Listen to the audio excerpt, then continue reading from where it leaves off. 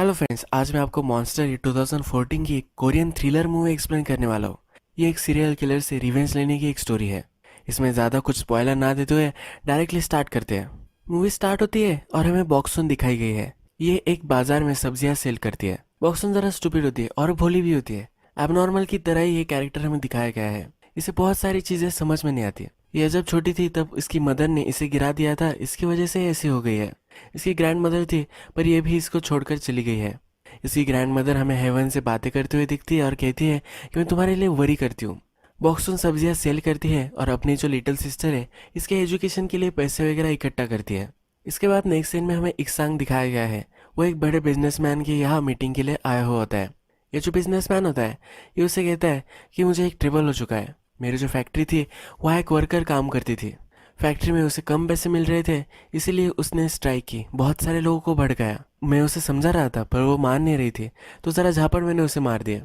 उसने रिकॉर्ड कर लिया था। अब ये रिकॉर्डिंग मुझे दिखा कर ये मुझे ब्लैकमेल कर रही है। $300,000 से मांग रही होती है। इकसांग जो होता है इसकी फाइनेंशियल सिचुएशन अच्छी नहीं होती। इसकी वाइफ को एक बार में काम करना पड़ रहा होता है। इसे $300,000 सुनकर बहुत ही अलग लगता है। बिजनेसमैन फिर इकसांग को कहता है कि ये जो पैसे हैं ये उस लड़की को जाकर देकर आओ। मैं इन पैसों को लेकर किसी को भी ट्रस्ट नहीं कर सकता। इकसांग भी इस काम के लिए रेडी हो जाता है, पर इस पैसों से अपने जो लोन उसने लिए होते हैं ये वो पे कर देता है। अब हमें इकसांग का एक बचपन का सीन दिखाया गया है। ये घर के ऊपर के स्टोरेज रूम में बैठा हुआ है। अपने फादर से डरकर वहाँ वो है। उसके फादर ने उसे बहुत मारा है। वहाँ फिर उसका छोटा ब्रदर आता है। उससे पूछता है क्या तुम चाहते हो कि मैं उसे मार दूँ, क्या फिर तुम मेरे साथ खेलोगे। इकसान उसे वहाँ से निकल जाने के लिए बोलता है। उसे थोड़ा सा भी सीरियस नहीं लेता। थोड़े टाइम बाद इकसान अपने फादर की स्क्रीम सुनता है। ये जो उसका छोटा ब्रदर था इसने उसके फादर को मार डाला था। अब नेक्स्ट सीन में हमें टीसू दिखाया जाता है। ये इकसान का ही छोटा ब्रदर है। ये हमें रात में माटी के पॉट्स बनाता हुआ दिखता है। इसके शरीर पर बहुत सारे टैटू इसने बनाए हुए होते हैं। टैटू बनाते हुए खून निकलता है पर ये कुछ फील नहीं करता। अब नेक्स्ट सीन में हमें फिर से बॉक्सू उसके बाजार में दिखाई गई है। जिस स्पॉट पे सब्जियां सेल करती है ये स्पॉट किसी और का है। जिसका यह स्पॉट है इसने कुछ आदमी भेजे होते हैं ये स्पॉट खाली करवाने के लिए। ये वहां से जा नहीं रही होती है। ये सबको कहती है कि मेरी ग्रैंड माँ का था, ये मुझे मरने से पहले ये देकर गई थी, मैं नहीं छोड़ सकती। ये अपना स्पॉट नहीं छोड़ रही होती तो एक आदमी इसे उठाता है और बाहर बैठता है। ये भागते भागते आती है, एक सब्जी लेती है और उसके सर पर फोड़ देती है। जब शाम हो जाती है तब उसकी छोटी सिस्टर स्कूल से आ रही होती है और ये दोनों हिल पर मिलती है। उसकी छोटी सिस्टर उसे मलहम पट्टी करती है और समझाती है कि ये हमारा स्पॉट नहीं है। ये जो लैंड है ये एक्चुअल में दूसरा कोई ओन करता है, तुम्हें इनके पीछे नहीं लगना चाहिए। पर बॉक्सन में पता है कि ये स्टूपिड है तो इसे ये समझ में नहीं आता। अपना जो लॉजिक होता है ये ग्रैंड मदर ने मुझे ये लैंड दी है, इसी पे वो अड़ी रहती है। अब नेक्स्ट सीन में हमें दिखता है कि इकसान अपने ब्रदर टीसू को कॉल करता है। टीसू कहता है कि बहुत समय बाद तूने मुझे कॉल किया है। इकसान उसे एक बार में बुला रहा होता है। ये दोनों फिर वहाँ मिलते हैं। इकसान टीसू से कहता है कि एक लड़की है जो हमें ब्लैकमेल कर रही थी, इसे तुम्हें मारना है, ये जॉब उसे देना चाहता है।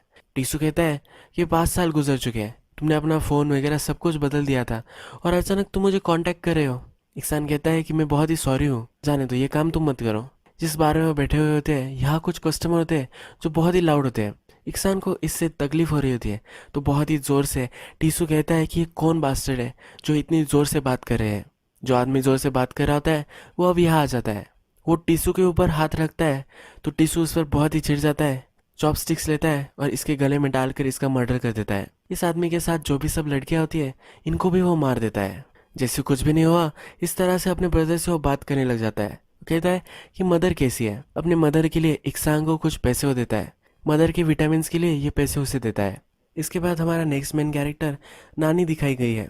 नानी के घर पर उसकी लैंडलॉर्ड आती है। वो कहती है कि तुम्हारी सिस्टर कहाँ है। नानी और उसकी सिस्टर ने बहुत दिनों से अपना रेंट पे नहीं किया है। ये लॉन्डर उसे कहती है कि अगर तूने पे नहीं किया तो मैं तुम दोनों के घर से बाहर निकाल दूंगी। नानी कहती है कि मेरी सिस्टर अब घर पर नहीं है। थोड़ी देर बाद उसे आने के लिए कहती है। जब ये घर में आती है तो उसकी सिस्टर वही होती है। अंदर जाकर अपनी सिस्टर को ये सब वो बता देती है। सिस्टर उससे पूछती है कि तुम्हारी 3 विशेष क्या है, मुझे बताओ। नानी कहती है कि मुझे अपना डॉग चाहिए और एक अपने घर में तुम्हारे साथ मुझे रहना है। नानी की सिस्टर बोलती है कि ये सब सच हो सकता है। एक्चुअल में ये जो सिस्टर है यही बिजनेसमैन को ब्लैकमेल कर रही थी। अब बिजनेसमैन $300,000 इसे देने वाला है तो इससे वो घर वगैरह बाय कर सकती है। अब थोड़ी देर बाद फिर से दरवाज़ा खटखटाया जाता है और इस बार यह टीसू होता है। टीसू से बोलता है कि तुमने जिस फ़ोन से रिकॉर्ड किया था वो फ़ोन मुझे चाहिए। नानी की सिस्टर कहती है कि पहले तुम मुझे पैसे दो। ये कहता है कि मेरे पास पैसे नहीं है। ये दरवाज़ा बंद करने वाली होती है। टीसू से कहता है अगर तुमने ये दरवाज़ा बंद कर दिया तो मैं तुम्हें मार दूंगा। पहले भी बिजनेसमैन ने कुछ आदमियों को भेजकर इसे डराने की कोशिश की थी, पर ये डरी नहीं थी। इस बार भी उसे वैसे ही लगता है और डोर बंद कर लेता है। टीसू बहुत ही फिट और इंटेलिजेंट होता है। एक दीवार कूद कर अंदर आ जाता है। नानी अंदर के रूम में बर्तन मांज रही होती है। तभी इसे कुछ आवाज़ें सुनाई देती है। ये जब दरवाज़ा खोलती है तो टीसू उसके सामने होता है। इसकी सिस्टर को उसने मार दिया है, उसकी डेड बॉडी इसे दिखती है। ये सीन खत्म हो जाता है। रात में टीसू ड्राइव कर रहा है, ये हमें दिखता है। उसके ब्रदर का कॉल आया हुआ होता है। ये अपने ब्रदर को पूछता है ये जो सब पैसे थे इसका तुमने क्या किया था। अपनी फाइनेंशियल सिचुएशन ब्रदर उसको समझाता है। वो कहता है कि मेरे पास कोई ऑप्शन नहीं था। टीसू कहता है कि तुम्हारी वजह से सब मैस हो चुकी है। ये फिर घर आता है, नानी को भी घर लेकर आता है। एक वाइन की बोतल निकालता है और इसे ग्लास में भरता है। वो कहता है कि अब हम एक गेम खेलेंगे। जब तक मैं बोतल ख़त्म नहीं कर देता तब तक मैं यही रुकूंगा और तुम यहाँ से भागोगी। अगर तुमने किसी से हेल्प ली तो मैं उन्हें भी मार दूंगा। तुम अगर छुप गई और मैं अगर तुम्हें ढूंढ नहीं पाया तो तुम बच जाओगी। यह फिर ग्लास पोर करता है और नानी भागने लग जाती है। अब नेक्स्ट सीन में हमें फिर से बॉक्सुन और उसकी सिस्टर दिखाई गई है। बॉक्सुन आज बहुत ही दुखी होती है क्योंकि उसका स्पॉट अब जाने वाला है। बॉक्सुन की सिस्टर से कहती है कि अब मैं बहुत पढ़ने वाली हूँ। हायर एजुकेशन के लिए मैं सियोल में जाऊँगी। वहाँ मैं अच्छे से डिग्री लूँगी और हम दोनों अच्छे से रह सकेंगे। हम पुअर हैं इसीलिए हमें सब तकलीफ देते हैं। मैं बहुत ज़्यादा पैसे कमाऊँगी और हम रिच हो जाएंगे। बॉक्सुन कहती कि तुम चली जाओगी तो मैं अकेली पड़ जाऊँगी। मैं भी तुम्हारे साथ आऊँगी, फ्लोर स्वीप करूँगी, खाना पकाऊँगी, कुछ भी करूँगी, पर तुम्हारे साथ ही रहूँगी। उसकी सिस्टर कहती है कि ये पॉसिबल नहीं हो पाएगा, पर बॉक्सुन सुन ही नहीं रही होती। इस पर इन दोनों में एक हेल्दी फाइट हो जाती है।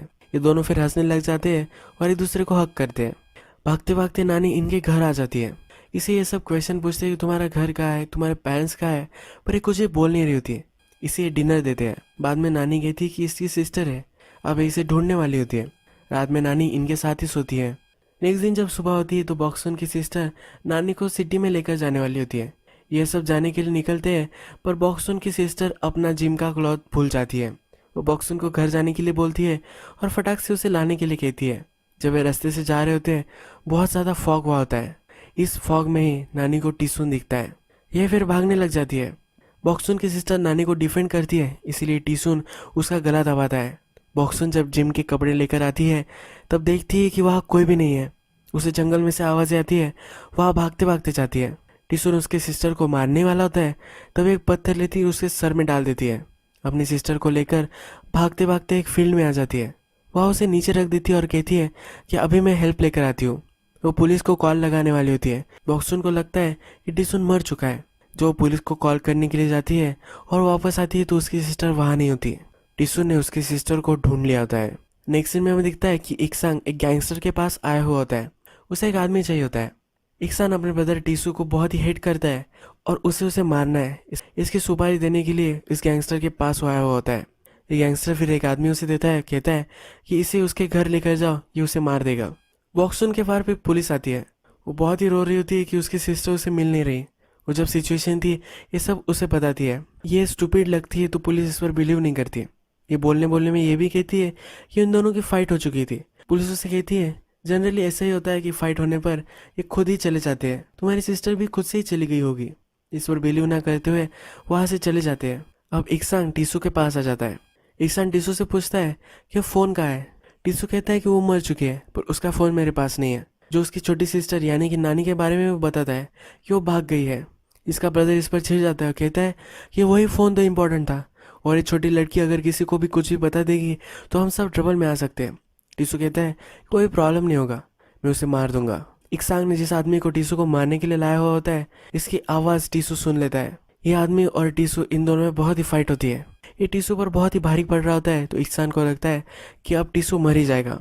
इक्सान फिर बाहर आ जाता है, अपनी गाड़ी के पास आकर वेट करने लग जाता है।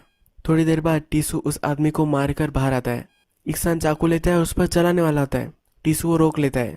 टीसू एक सेकंड सोचता है और बोलता है कि जाने दो, यानी कि वो अपने ब्रदर को नहीं मारने वाला। वो कहता है कि चलो मदर के पास जाते हैं, कुछ खाना खा कर आते हैं। इनकी मदर का एक रेस्टोरेंट होता है और वह अब ये सब खाना खा रहे हैं। अपनी मदर को उसके विटामिन्स के लिए ज़रा पैसे भी वो दे देता है। इनको और एक छोटा ब्रदर होता है। वो कहता है कि इसकी पढ़ाई कैसी चल रही है। टीसू की मदर उसके छोटे ब्रदर के लिए बहुत ही प्राउड होती है। ये लॉयर बनने वाला होता है। टीसू ने अपने ब्रदर के लिए भी अच्छा सा एक मोबाइल लाया हुआ होता है। ये डिनर फिर सीरियस हो जाता है। टीसू अपने मदर से कहता है कि क्या तुम्हें याद है कि जब मैं छोटा था 3-3 दिनों के लिए तुम मुझे एक कमरे में बंद कर कर रखती थी। मैंने चोरी की है ऐसा तुम्हें लगता था। ये पैसे हमेशा एक संग नहीं लिए थे। ये कहकर फिर टीसू वहां से चला जाता है। नेक्स्ट सीन में हमें दिखता है कि बॉक्सुन एक ओल्ड लेडी के पास आई हुई है। बॉक्सू को लगता है कि इसमें ज़रा पावर है और उसकी सिस्टर कहाँ है, इसकी लोकेशन उसे बता सकती है। ये लेडी फिर एक जगह पर पॉइंट करती है। यह वुड्स में से घूमती है, पर इसकी सिस्टर उसे कहीं भी नहीं मिलती। रात में इसे सपना आता है। इसमें इसकी सिस्टर उसे बता रही है कि वो मर चुकी है। नानी फिर घर आ जाती है। बॉक्सुन उससे पूछती है मेरी सिस्टर कहाँ है, यह आदमी कौन था जो तुम्हें मारना चाहता था। उसकी सिस्टर उसे मिलने रही तो बॉक्सुन रोने लग जाती है। ये लड़की फिर कहती है कि मेरी भी सिस्टर को इसने मार दिया है। ये उसके घर पर मुझे लेकर गया था, मैं वहां से भागकर यहाँ आई थी। बॉक्सुन कहती है कि मुझे उसके घर लेकर चलो। बॉक्सुन उस ओल्ड लेडी के पास आती है, उससे पॉइजन लेती है। इस ओल्ड लेडी ने अपने ही पति को इस पॉइजन से मार दिया होता है। बॉक्सुन फिर चाकू से प्रैक्टिस करती है कि टीसुन को वो कैसे मार सकती है। ये दोनों वुड्स में जाते हैं और नानी को कुछ लोकेशन समझ में नहीं आ रही होती है। बॉक्सुन उस पर चिढ़ जाती है और उसे बहुत मारती है। थोड़ी देर बाद इसे ही बुरा लगने लग जाता है। कहती है कि मैं बहुत ही सॉरी हूँ, मुझे तुम्हें नहीं मारना चाहिए था। नानी भी रोने लग जाती है और एक दूसरे को हक करती है। ये फिर थोड़ी देर बाद टीसू का घर होता है, ये ढूंढ लेते हैं। नारी घर के बाहर ही बैठती है। टीसू अगर आ गया तो इसकी खबर देने का काम वो करने वाली होती है। बॉक्सुन फिर बेसमेंट में आती है। यहाँ बहुत सारे माटी के पॉट्स बनाए हुए होते हैं। एक्चुअल में टीसू जब किसी को मार देता है तब उसको जलाकर उसकी एशेज से ये माटी के पॉट्स बना देता है। बॉक्सुन की सिस्टर के साथ भी इसने यही किया होता है। यहाँ बहुत सारे पॉट्स हमें दिखते हैं और इस पॉट्स के पास नाम होते हैं, यानी इन सब लोगों को इसने मार दिया है। बॉक्सुन की सिस्टर का पॉट भी यहाँ वो दिखती है। जब वे बेसमेंट में होती है तभी टीसुन आ जाता है। नारी फिर खिड़की से आवाज़ लगाती है। बॉक्सुन ने जो पॉइजन लाया होता है ये टीसुन के पानी में मिला देती है और घर में ही छुप जाती है। टीसू घर में आता है, थोड़ी आवाज़ उसे सुनाई देती है। खिड़की से देखता है तो नारी को स्पॉट कर लेता है। नारी भागती है, जंगल में छुप जाती है, पर उसे पकड़ ही लेता है। वो उसे घर लेकर आता है और बर्नर में रख देता है। उसे वो अब जलाने वाला होता है। नारी कहती है कि प्लीज़ मुझे मत मारो, जो फ़ोन तुम्हें चाहिए इसकी लोकेशन मुझे पता है। नारी और टीसुन फिर दोनों गाड़ी में बैठते हैं। नारी एक पेपर पर लोकेशन लिखती है और बॉक्सुन के लिए पीछे छोड़कर जाती है। बॉक्सुन को भी लोकेशन मिल जाती है। टीसुन और नारी दोनों स्टेशन पर आते हैं। वहाँ से जो फ़ोन होता है एक लॉकर से वो निकाल लेते हैं। वहाँ पे बॉक्सुन आ जाती है। इसके जो सब पैसे होते हैं ये टैक्सी वाला ले लेता है। टीसुन नानी को ले जा रहा है, ये बॉक्सुन को दिखता है। टीसुन ने अपने ब्रदर को भी यहाँ बुलाया होता है। टीसुन को अपने ब्रदर के साथ अब लंच करना होता है। उसका ब्रदर उससे फ़ोन ले लेता है और कहता है कि आज मैं नहीं कर सकता, आज ज़रा मुझे एक्स्ट्रा काम है। टीसुन उसे बहुत ही इंसिस्ट करता है, फिर उसे मना कर देता है। टीसुन बहुत ही चिढ़ जाता है और उसकी कार का कांच जो होता है वो फोड़ देता है। ये दोनों ब्रदर्स अब जब फाइट कर रहे हैं तो नानी वहाँ से भाग जाती है और बॉक्सुन के पास आ जाती है। बॉक्सुन और ये दोनों भागने लग जाते हैं। टीसुन भी इसके पीछे भागता है। ये कुछ सोल्जर से हेल्प मांगते हैं पर टीसुन इन सबको मार देता है। इक्सान के पास जो मोबाइल है इससे वो डाटा निकालता है और ये देखता है कि इस मोबाइल पर क्या है। इस मोबाइल में जो बिजनेसमैन था, इसने नारी को सिस्टर को बहुत मारा था, इसकी वीडियो होती है। ये फिर बिजनेसमैन को कॉल लगाता है। ये इसे भी ब्लैकमेल करने वाला होता है। टीसू से नारी और बॉक्सुन ये दोनों पीछा छुड़वाती है और अब स्ट्रीट पर होती है। इन्हें बहुत ही भूख लगी होती है पर इनके पास पैसे नहीं होते। भूख लगकर इक्सुन बैठ जाती है। वो कहती है कि अब मैं नहीं चल सकती। नारी फिर कहती है कि यही रुको, मैं कुछ खाने के लिए लाती हूँ। नारी फिर आगे जाती है, एक होटल से एक पॉट चुराती है और बॉक्सुन के पास आ जाती है।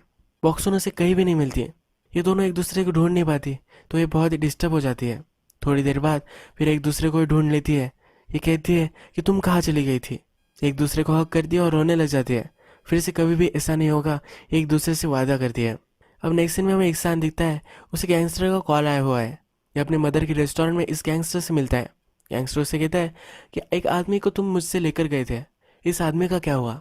जो भी सब सिचुएशन हुई है ये इक्सान उसे बता देता है। उसे वो हेल्प मांगता है। अब टीसू को मारने के लिए गैंगस्टर से हेल्प करने वाला होता है। इसके बाद बॉक्सुन और नारी दोनों खाना खाते हैं। बॉक्सुन नारी से पूछती है कि क्या तुम मेरे साथ रहोगी, मैं तुम्हें सिस्टर की तरह ट्रीट करूंगी, मैं तुम्हारा ख्याल रखूंगी, तुम्हें स्कूल में भी भेजूंगी। नारी इस पर कुछ भी नहीं बोलती। इक्सान फिर टीसू को कॉल लगाता है। उसे कहता है कि खाना खाने के लिए रेस्टोरेंट में आ जाओ। खाना खाने के बाद बॉक्सुन और नारी फिर से स्ट्रीट से चल रहे होते हैं। फिर उसे फिर से टीसुन दिखता है, पर इस बार ये पुलिस स्टेशन के पास ही होते हैं। ये पुलिस स्टेशन में घुस जाते हैं। बॉक्सुन टॉयलेट के लिए जाती है, तभी नारी को टीसुन लेकर जाता है। ये उसका अंकल है ऐसा कहकर पुलिस को चला गया होता है।